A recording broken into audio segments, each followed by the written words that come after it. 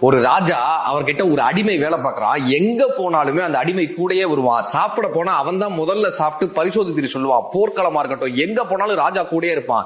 ஒரு நாள் ராஜா அவன்கிட்ட கேட்டார், உனக்கு எதுவும் ஆசை இருக்காப்பான்னு. இப்ப இந்த அடிமை சொன்னா, நான் ஒரு நாள் ராஜாவாக இருக்கணும், உங்களுடைய சிம்மாசனத்துல அமரணும்னு. இந்த ராஜா எதுவுமே யோசிக்காம ஒரு நாள் அவனை அரசனாக மாற்றினாரு. இப்ப இந்த அடிமை என்ன தெரியுமா பண்ணா, காவலாளிகளை அழைத்து இந்த ராஜாவை கைது செய்யுங்க, சிறையில் அடைங்க, பாதாள சிறையில் அடைங்கன்னு உத்தரவிட்டு அன்றைய நாள் முடியும் போது அந்த ராஜாவிற்கு மரண தண்டனை வழங்கி நிரந்தர ராஜாவானான்னு ஒரு ஜென் கதை இருக்கும். இது என்னப்பா கதைனா, பல மனிதர்களினுடைய வாழ்க்கை இதுதான் நடந்து கொண்டிருக்கிறது.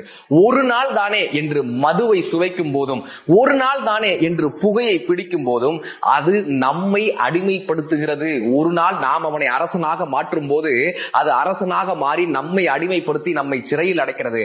அது மட்டுமல்லாமல் ஒரு நாள் அது நமக்கு மரண தண்டனையை வழங்குகிறது. உடம்பால் அழிவர், உயிரால் அழிவர், திடம்பட மெய்ஞானம் சேரவும் மாட்டார், உயிரை வளர்க்கும் உபாயம் அறிந்தே உடம்பை வளர்த்தேனே உயிரை வளர்த்தேனே என்று சொல்கிறார் திருமூலர்.